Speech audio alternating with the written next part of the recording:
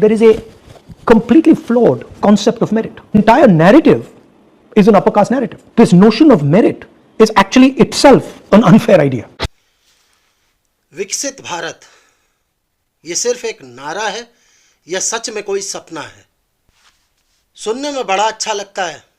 भारत दुनिया की तीसरी सबसे बड़ी अर्थव्यवस्था बनेगा, हर फील्ड में भारत का नाम होगा, स्पेस से लेकर सेमीकंडक्टर तक, एआई से लेकर डिफेंस तक भारत का डंका बजेगा। लेकिन जब मैं आसपास देखता हूँ, जब मैं सरकारी नीतियाँ देखता हूँ, जब मैं उन बच्चों की आंखें देखता हूँ जो रात में जग जग कर पढ़ाई करते हैं और फिर उन्हें वो नहीं मिलता जो उनका हक था, तो मुझे लगता है ये सपना नहीं, एक क्रूर मजाक है। जो देश अपनी प्रतिभा को जाति के तराजू में तौलता है, वो देश कभी तरक्की नहीं कर सकता, चाहे कितने भी विकसित भारत के पोस्टर लगा लो। दोस्तों, आज हम बात करेंगे एक ऐसे विषय पर जो बहुत ही सेंसिटिव है, जिस पर बात करते ही लोग दो खेमों में बंट जाते हैं, लेकिन इस पर बात करना बहुत ज़रूरी है। हम बात करेंगे merit versus caste based reservation की। लेकिन एक बात ध्यान रखिए, मैं रिजर्वेशन का विरोध नहीं कर रहा, मैं उस सिस्टम का विरोध कर रहा हूँ जो मेरिट को दफन कर रहा है। फ़र्क समझिए। रिजर्वेशन एक कॉन्स्टिट्यूशनल राइट है, एक ज़रूरी टूल भी था, लेकिन जब वो टूल परमानेंटली पॉलिटिकल वेपन बन जाए, जब मेरिट की बात करना ही कास्टिस्ट कहा जाए, तब उससे देश का नुकसान होता है। और आज यही हो रहा है। पिछले कुछ दिनों में एक नैरेटिव बहुत ज़ोर से चलाया जा रहा है कि मेरिट सिर्फ एक नैरेटिव है, मेरिट सिर्फ एक अपर कास्ट प्रिविलेज है। और ये बात कोई सड़क पे खड़ा आदमी नहीं कह रहा, ये बात कह रहे हैं देश की सबसे पुरानी पार्टी के सबसे बड़े नेता। हाल ही के दिनों में एक पॉडकास्ट में राहुल गांधी ने ये कहा कि मेरिट एक फ्लॉड कंसेप्ट है और मेरिट सिर्फ एक अपर कास्ट नैरेटिव है। ज़रा सोचिए कि देश के सबसे बड़े अपोजिशन लीडर जो खुद विदेश में पढ़े, जिन्हें हर सुविधा मिली, वो कह रहे हैं कि मेरिट एक फ्लॉड कंसेप्ट है, एक अपर कास्ट नैरेटिव है। अब मेरा सवाल है कि अगर मेरिट एक फ्लॉड कंसेप्ट है, तो जब आप डॉक्टर के पास जाते हैं तो क्या उससे ये पूछते हैं कि डॉक्टर साहब आपकी जाति क्या है? या जब आपका बच्चा ऑपरेशन थिएटर की टेबल पे होता है, क्या तब भी मेरिट फ्लॉड लगती है? ये वो लोग हैं जो दुनिया की बेस्ट कॉलेज और यूनिवर्सिटीज़ में पढ़े हैं और इनके जैसों के बच्चे पढ़ते हैं। लेकिन ये उन बच्चों को जो गवर्नमेंट स्कूल्स में, गवर्नमेंट कॉलेजेस में पढ़ते हैं, उनको ये समझा रहे हैं कि मेरिट सिर्फ एक झूठ है। मेरिट को फ्लॉड बताना सबसे बड़ा प्रिविलेज है और ये प्रिविलेज सिर्फ उनको ही है जिनको ज़िंदगी में कभी मेरिट की ज़रूरत पड़ी ही नहीं। सुनने में तो बड़ा प्रोग्रेसिव लगता है, लेकिन सोचिए ये कितना ख़तरनाक है। ज़रा सोचिए, अगर मेरिट एक मिथ है तो किस आधार पर हम कॉकपिट में एक पायलट को बिठाएंगे, या किस आधार पर हम एक सर्जन को ऑपरेशन थिएटर में भेजेंगे, या किस आधार पर हम एक न्यूक्लियर साइंटिस्ट को रिएक्टर पे भेजेंगे? क्या वहां पे भी जाति देखेंगे? वो भी जाति देखकर तय होगा। पेपर लीक की बात कर ली जाए, अभी नीट से लेके सीबीएसई से लेके तमाम तरीके की प्रतियोगी परीक्षाएं हों या सामान्य परीक्षाएं, बहुत सारे पेपर पूरे देश में अलग अलग जगहों पर अलग अलग टाइम पर लीक हुए। पूरे देश में हंगामा मचा, लेकिन उस हंगामे में असली बात दब गई। वो बात थी जो बच्चे सालों से पढ़ रहे थे, जिन्होंने नींद छोड़ी, खाना छोड़ा, दोस्ती छोड़ी, उनका हक छिन गया। और सरकार का रिस्पॉन्स, री एग्ज़ाम, कमेटी, इन्वेस्टिगेशन, वही रस्म अदायगी। लेकिन क्या किसी ने पूछा कि इस सिस्टम में मेरिट का असली हत्यारा कौन है? पेपर लीक करने वाले या वो लोग जो इस सिस्टम को जानबूझकर कमजोर बनाए रखना चाहते हैं ताकि बैकडोर एंट्रीज चालू रहें? जब परीक्षा का पेपर लीक हो और अकाउंटेबिलिटी जीरो हो तो मेरिट की हत्या खुद सिस्टम करता है, कोई और नहीं। लेकिन रुकिए, सुप्रीम कोर्ट में नीट पीजी का एक मामला चल रहा है। मुद्दा है रिजर्व कैटेगरी में -40 मार्क लाने पर भी एडमिशन पीजी में मिल जाना। मतलब जिसे सही जवाब नहीं पता, उसने गलत ऑप्शन टिक किए, उसके मार्क्स कटे और फिर भी उसे मेडिकल कॉलेज में पीजी करने के लिए एडमिशन मिल जाता है। अब आप सोचेंगे कि एजुकेशन मिनिस्ट्री ने तो कोर्ट में मेरिट को डिफेंड किया होगा।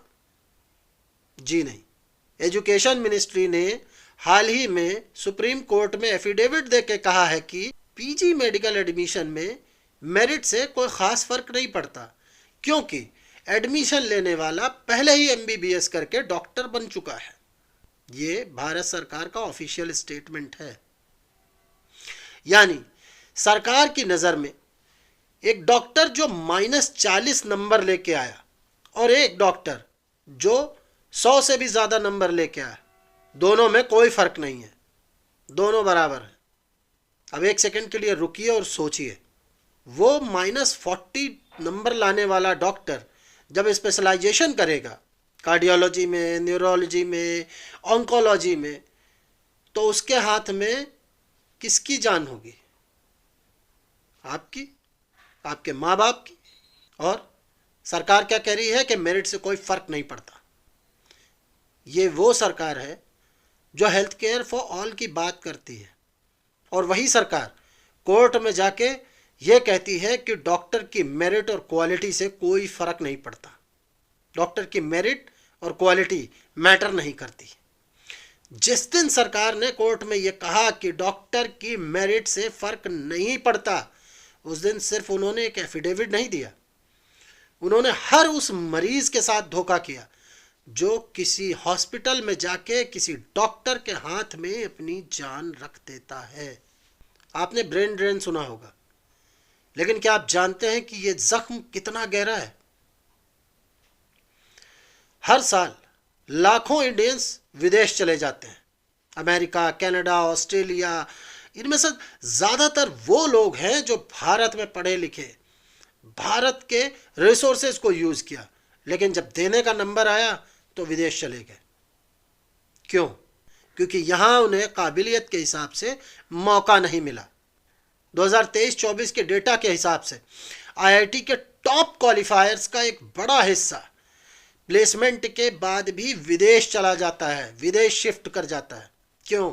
आईआईटी बॉम्बे, आईआईटी दिल्ली, बहुत सारे आईआईटीज हैं हमारे देश में, जहाँ टैक्स पेयर्स के करोड़ों रुपए लगते हैं एक स्टूडेंट को ट्रेन करने में, तैयार करने में, लेकिन वो स्टूडेंट अमेरिका की सिलिकॉन वैली में जाके सेटल हो जाता है। अब कोई कहेगा ये तो उसकी मर्जी है। हाँ है, लेकिन सवाल यह है कि क्यों उसे यहां रुकने की वजह नहीं मिली? क्योंकि यहां मेरिटोक्रेसी नहीं, यहां आगे बढ़ने के लिए मेरिट से ज्यादा जाति काम आती है, काबिलियत से ज्यादा आपकी कास्ट मैटर करती है। और जब मेहनत की गारंटी ना हो पर जाति की गारंटी हो तो प्रतिभा पलायन नहीं करेगी तो और क्या करेगी? अब यहां मैं एक बहुत जरूरी बात कहना चाहता हूं। रिजर्वेशन गलत नहीं था, डॉक्टर भीमराव अंबेडकर ने जो विजन दिया वो भी सही था। बहुत सारी ऐसी कम्युनिटी थी जो एजुकेशन से दूर थी, उन्हें एजुकेशन नहीं मिल पाई, या वो एजुकेटेड नहीं रहे, या वो पीछे रह गए, वो सिस्टम और समाज के साथ नहीं आ पाए, पीछे थे। उन्हें एक लेवल प्लेइंग फील्ड देने के लिए रिजर्वेशन ज़रूरी था। लेकिन डॉक्टर अंबेडकर ने खुद कहा था कि रिजर्वेशन को एक फिक्स टाइम पीरियड के लिए होना चाहिए। उनका आइडिया था कि पहले इक्वेलिटी ऑफ अपॉर्चुनिटी, फिर धीरे धीरे मेरिट बेस्ड सिस्टम की तरफ बढ़ना होगा। लेकिन क्या हुआ उस विजन का? बिहार में, यूपी में, महाराष्ट्र में हर इलेक्शन से पहले नई कास्ट को ओबीसी में जोड़ने की मांग उठती है। क्यों? सिर्फ वोट के लिए। मराठा आंदोलन, जाट आंदोलन, पाटीदार, ये सब पावरफुल पॉलिटिकली सिग्निफिकेंट कम्युनिटीज हैं। इनको इकोनॉमिकली मार्जिनलाइज कहना, क्या ये उन लोगों का अपमान नहीं है जो वास्तव में मार्जिनलाइज्ड हैं? रिजर्वेशन जो वंचितों के लिए था, अब वोट का हथियार बन चुका है।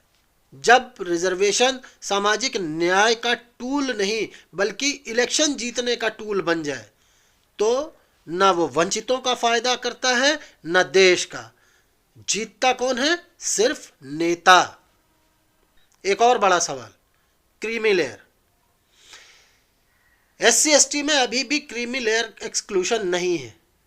मतलब एक आईएएस ऑफिसर का बेटा जिसके पास सब कुछ है, वो भी उसी रिजर्वेशन का फायदा उठाएगा जो एक दूर के गांव के उस बच्चे के लिए थी जिसके पास स्कूल जाने के लिए चप्पल तक नहीं है। क्या ये न्याय है?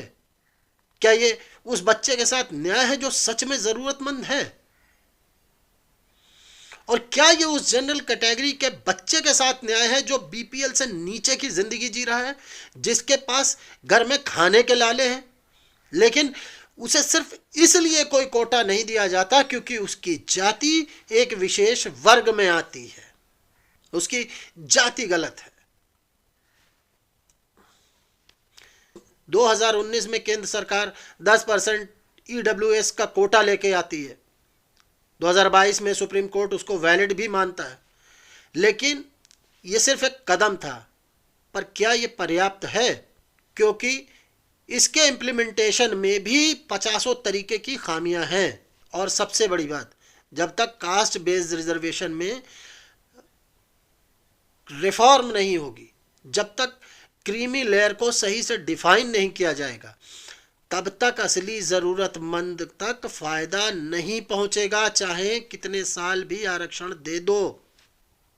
रिजर्वेशन उनके लिए होनी चाहिए जो सच में पिछड़े हैं, जाति से नहीं, जिंदगी की हकीकत से। जब तक ये नहीं होगा, न्याय नहीं होगा। अब आते हैं असली सवाल पर। विकसित भारत 2047 का मतलब क्या है? टेक्नोलॉजी में आत्मनिर्भरता, स्पेस में लीडरशिप, एआई और सेमीकंडक्टर में दुनिया को लीड करना, डिफेंस में सेल्फ सफिशिएंट होना। यह सब होता है साइंस, टेक्नोलॉजी, इंजीनियरिंग और मैथमेटिक्स से, यानी स्टेम से। और स्टेम में आगे कौन जाता है?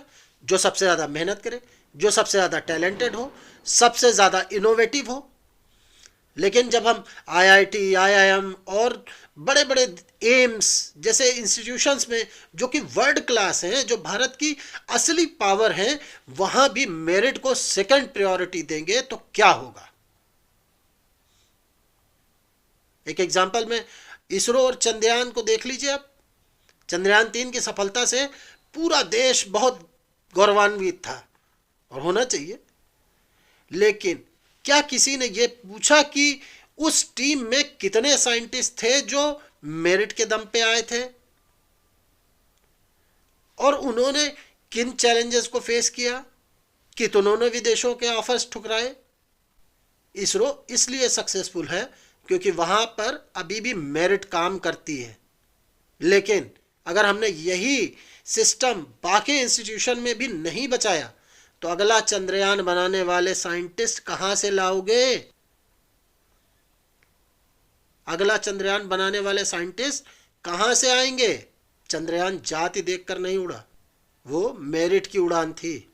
अगर मेरिट मरी तो अगला चंद्रयान भी जमीन पर ही होगा, चांद पर नहीं।